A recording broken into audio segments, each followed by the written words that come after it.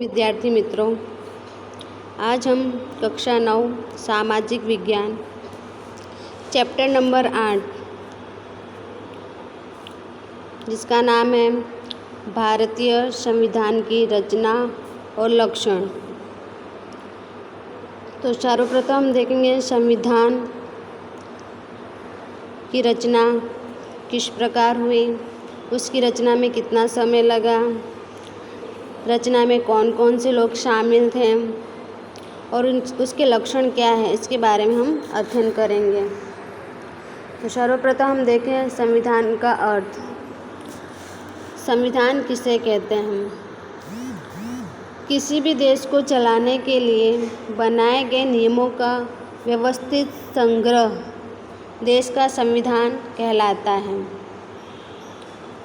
ठीक है, ये उसका अर्थ है और इसे आपको याद रखना है। इसे एक बार, किसी भी देश को चलाने के लिए बनाए गए नियमों का व्यवस्थित संग्रह देश का संविधान कहलाता है। इसके महत्व के बारे में देखें कि संविधान का महत्व क्या है। तो संविधान देश का मूलभूत और महत्वपूर्ण दस्तावेज है। ठीक है, यह एक लिखित दस्तावेज है। जिस प्रकार मकान का दस्तावेज होता है और उस दस्तावेज के आधार पर हम बता सकते हैं कि यह हमारा घर है, यह हमारा मकान है। ठीक है, उसी प्रकार संविधान यह एक दस्तावेज है भारत देश का। संविधान में किए गए प्रावधानों के अनुसार देश में कानूनों का निर्माण किया जाता है। संविधान में जो प्रावधान दिए गए हैं उसके अनुसार ही कानून का निर्माण किया जाता है। यदि उसके अनुसार कानून का निर्माण ना हो या कानून संविधान के साथ सुसंगत तथा संवैधानिक व्यवस्थाओं के अधीन ना हो तो उसे रिजेक्ट कर दिया जाता है।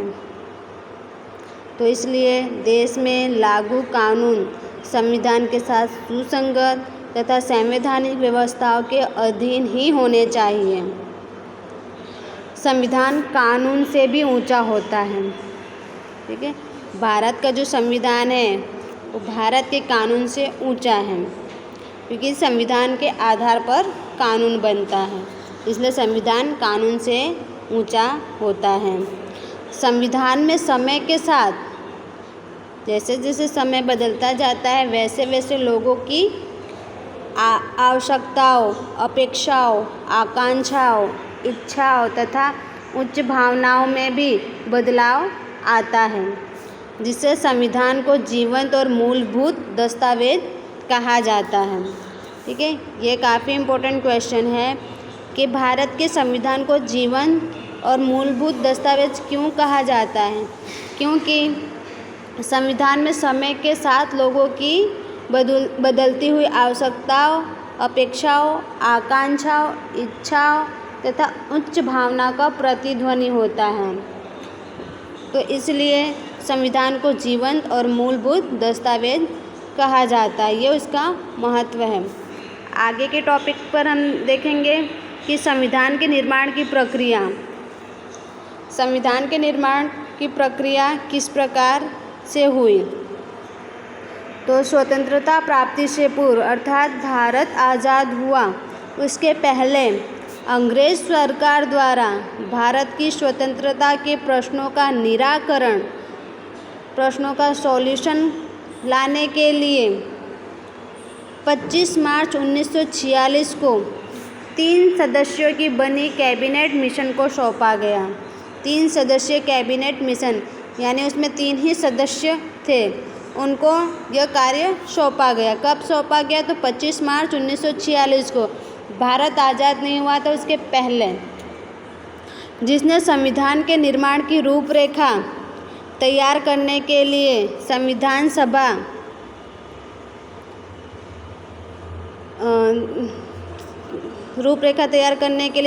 सभा की रचना की। ठीक है, किसने रचना की? तो 3 सदस्यों की बनी कैबिनेट मिशन ने के निर्माण की रूपरेखा तैयार करने के लिए संविधान सभा की रचना की। संविधान सभा में कुल 389 सदस्य थे, जिसमें अलग अलग संप्रदाय, धर्म, जाति, लिंग तथा भौगोलिक प्रदेशों के व्यक्तियों, राजनीतिक दलों के प्रतिनिधियों, इसी प्रकार विविध क्षेत्रों के विशेषज्ञों को शामिल किया गया था। ठीक है, यानी संविधान के निर्माण के समय कोई एक जाति के लोग, एक धर्म के लोग शामिल नहीं थे। उसमें अलग अलग संप्रदाय के लोग शामिल थे, अलग अलग जाति के लोग शामिल थे, अलग अलग जाति, लिंग जैसे स्त्री, पुरुष सभी उसमें शामिल थे। अलग अलग भौगोलिक प्रदेशों के व्यक्ति भी शामिल थे। फिर राजनीतिक दलों के प्रतिनिधि, इसी प्रकार विविध क्षेत्रों के जो विशेषज्ञ होते, जानकार लोग होते, वह भी संविधान के निर्माण में शामिल थे। इस प्रकार संविधान सभा में जवाहरलाल नेहरू, सरदार वल्लभ भाई पटेल, मौलाना अबुल कलाम आज़ाद, श्यामा प्रसाद मुखर्जी, HP मोदी, HV कामत, फ्रैंक एंथनी, कन्हैयालाल मुंशी, कृष्णस्वामी आयंगर, बलदेव सिंह तथा महिला प्रतिनिधियों में सरोजिनी नायडू और विजयालक्ष्मी पंडित जैसे महत्वपूर्ण लोग शामिल थे।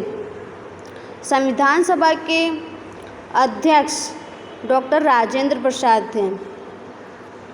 ठीक है, उसी प्रकार डॉक्टर राजेंद्र प्रसाद भारत के सर्वप्रथम राष्ट्रपति भी थे, जबकि संविधान प्रारूप समिति के अध्यक्ष डॉक्टर भीमराव अंबेडकर थे। तो इस प्रकार विद्यार्थी मित्रों, आप देख सकते हो कि इस पैराग्राफ में आपको 3 से 4 क्वेश्चन मिलते हैं और जो बहुत ही इम्पोर्टेंट है। काफ़ी एग्ज़ाम में ये सारे क्वेश्चन पूछे जाते हैं, जैसे संविधान सभा में कुल कितने सदस्य थे, उसमें किस किस प्रकार के लोग शामिल थे, अथवा उसमें कौन सी 2 महिला संविधान निर्माण में शामिल थी, तो सरोजिनी नायडू और विजयालक्ष्मी पंडित, यह महिलाएं शामिल थीं। फिर संविधान सभा के अध्यक्ष कौन थे, तो राजेंद्र प्रसाद थे। संविधान प्रारूप समिति के अध्यक्ष कौन थे, भीमराव अंबेडकर थे। इसमें काफ़ी कन्फ्यूजन होता है कि संविधान सभा के अध्यक्ष और संविधान प्रारूप समिति के अध्यक्ष कौन थे। तो आपको याद रखना, प्रारूप समिति के अध्यक्ष डॉक्टर भीमराव अंबेडकर थे। प्रारूप समिति मतलब जो नक्शा तैयार किया जाता है, जो रूपरेखा तैयार की जाती है, उसके अध्यक्ष भीमराव अंबेडकर थे। जबकि संविधान सभा के अध्यक्ष कौन था, डॉक्टर राजेंद्र प्रसाद थे। तो ये सारे क्वेश्चन आपको याद रखने हैं। इस संविधान सभा ने अपनी कार्यवाही 9 दिसंबर 1946 से शुरू की। देखिए यहाँ पर आज़ादी के पहले, यानी संविधान निर्माण का जो कार्यवाही आरंभ हुआ वो कब हुआ, तो देखिए स्वतंत्रता प्राप्ति से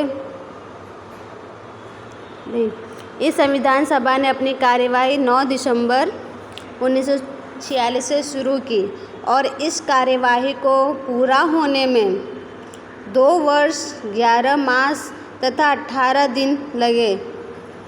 कितना? 2 वर्ष 11 महीने और 18 दिन में संविधान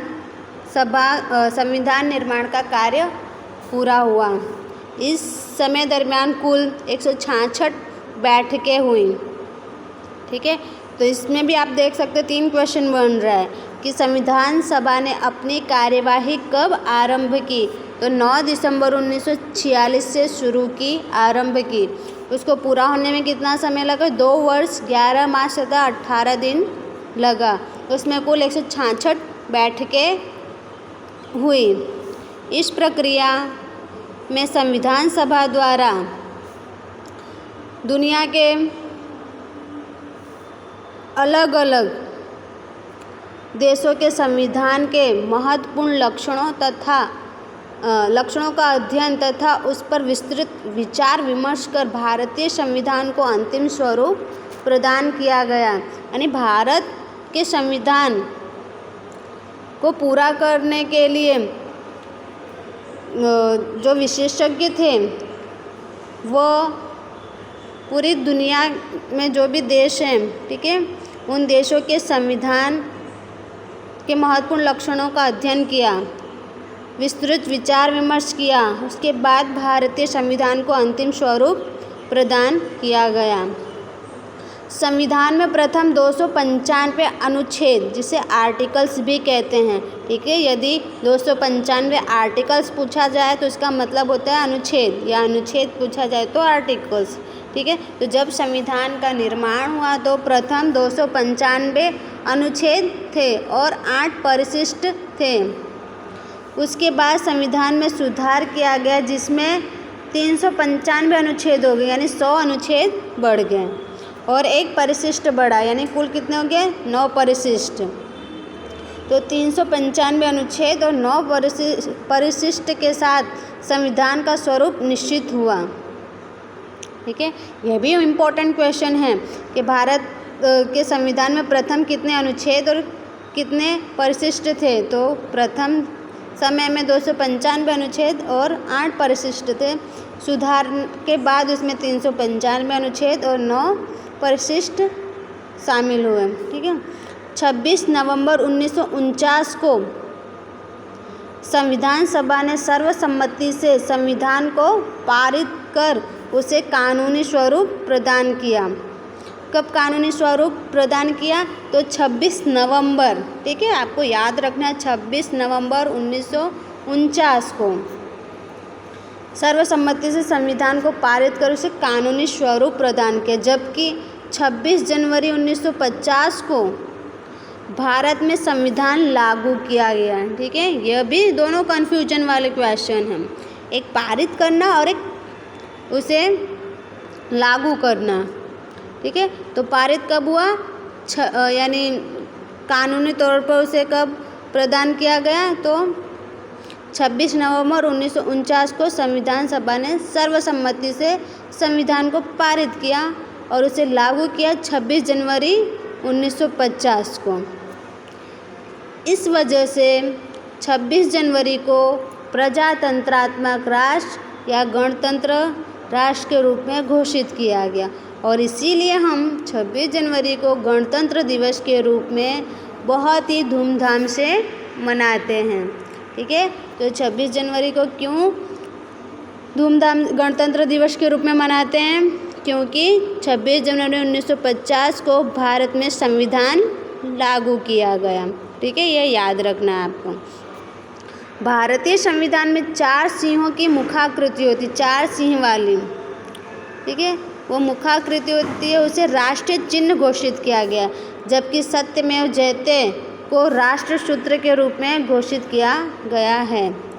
हमारे संविधान में नागरिकों के मूलभूत अधिकारों, कर्तव्यों, राजनीति के मार्गदर्शक सिद्धांतों, सरकार के अंग तथा उनके कार्यों तथा प्रशासन संबंधी सूचनाओं और न्यायपालिका की व्यवस्था जैसी अनेक महत्वपूर्ण बातों का समावेश किया गया है, ठीक है। संविधान में किन किन बातों का समावेश किया गया है? नागरिक के मूलभूत अधिकार, कर्तव्य, उनके अधिकार क्या हैं, राष्ट्र के प्रति कर्तव्य क्या हैं, फिर राजनीति के मार्गदर्शक सिद्धांत, सरकार के कितने अंग हैं, उनके कार्य क्या है, उसके बारे में जानकारी दी गई है, प्रशासन संबंधी सूचनाओं और न्यायपालिका की व्यवस्था किस प्रकार है, इन सभी बातों का समावेश संविधान में किया गया। इसलिए भारत का संविधान दुनिया का सबसे बड़ा ब्यौरेवार तथा विशाल लिखित दस्तावेज माना जाता है, ठीक है। भारत का जो संविधान है दुनिया में सबसे बड़ा है और ब्यौरेवार है, यानी विस्तृत दिया गया है और विशाल लिखित दस्तावेज है, ठीक है, लिखा हुआ दस्तावेज है, ऐसा आपको याद रखना है।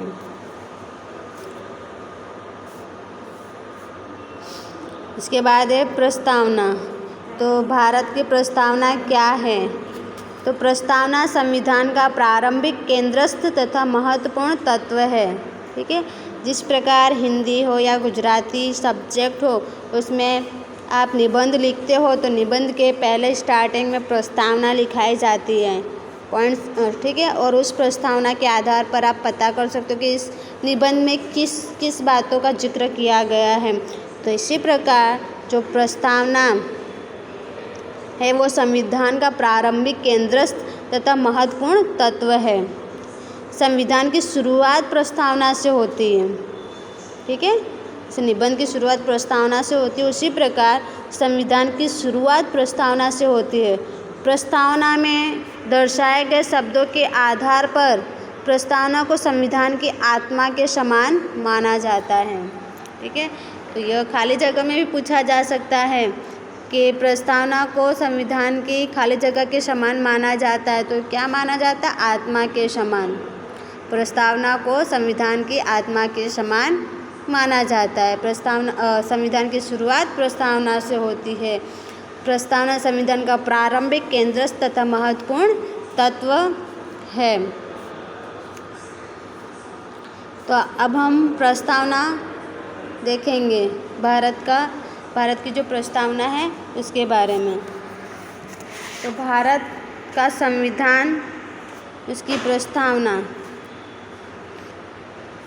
तो प्रस्तावना में लिखा है, हम भारत के लोग भारत को संपूर्ण प्रभुत्व संपन्न, समाजवादी, धर्मनिरपेक्ष, लोकतंत्रात्मक गणराज्य बनाने के लिए तथा उसके समस्त नागरिकों को सामाजिक, आर्थिक तथा राजनीतिक न्याय, विचार, अभिव्यक्ति, विश्वास, धर्म और उपासना की स्वतंत्रता, प्रतिष्ठा और अवसर की समानता प्राप्त करने के लिए तथा उन सब में व्यक्ति की गरिमा और राष्ट्र की एकता और अखंडता सुनिश्चित करने वाली बंधुत्व बढ़ाने के लिए दृढ़ संकल्प होकर अपनी इस संविधान सभा में 26 नवंबर 1949 मिति मार्गशीर्ष शुक्ल सप्तमी संवत 2006 विक्रमी को एतद द्वारा इस संविधान को अंगीकृत, अधिनियमित और आत्म अर्पित करते हैं, ठीक है। तो यह संविधान में दर्शाए गए शब्द हैं। हम भारत के लोग भारत को संपूर्ण प्रभुत्व संपन्न यानी संपन्न देश मानते हैं, जिसमें समाजवादी, धर्मनिरपेक्ष और लोकतंत्रात्मक, ठीक है, लोकतंत्रात्मक धर्मनिरपेक्ष यानी विविध धर्म के लोग भारत में रहते हैं, ठीक है। लोकतंत्रात्मक अर्थात लोगों के द्वारा चलने वाला शासन। फिर भारत को गणराज्य बनाने के लिए तथा उसके समस्त नागरिकों को सामाजिक, आर्थिक और राजनीतिक न्याय का भी उल्लेख किया गया है कि प्रत्येक व्यक्ति को सामाजिक, आर्थिक तथा राजनीतिक न्याय प्राप्त हो। लोगों के विचार, अभिव्यक्ति, विश्वास और धर्म की उपासना की स्वतंत्रता भी दी गई है कि लोग अपनी स्वतंत्रता से विचार व्यक्त कर सकते हैं, विश्वास कर सकते हैं, अपने धर्म की स्वतंत्रता से पालन कर सकते हैं, प्रतिष्ठा और अवसर की समानता प्राप्त करने के लिए, तथा उन सब में व्यक्ति की गरिमा और राष्ट्र की एकता और अखंडता सुनिश्चित करने वाली, फिर बंधुत्व बढ़ाने के लिए, भाईचारे की भावना बढ़ाने के लिए दृढ़ संकल्प होकर अपनी इस संविधान सभा में 26 नवंबर 1949 को मिति मार्गशीर्ष शुक्ल सप्तमी संवत 2006 विक्रमी को इस संविधान सभा को अंगीकृत किया गया है, आत्मार्पित किया गया है, कैसे पारित किया गया है।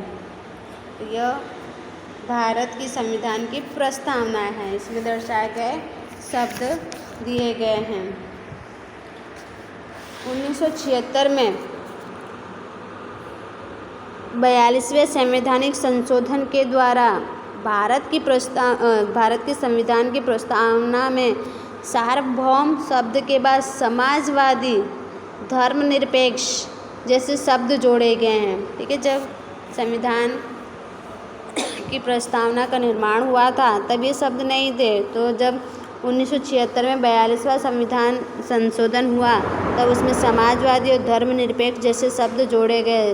उसी प्रकार राष्ट्रीय एकता तथा राष्ट्र की अखंडता का भी समावेश किया गया है।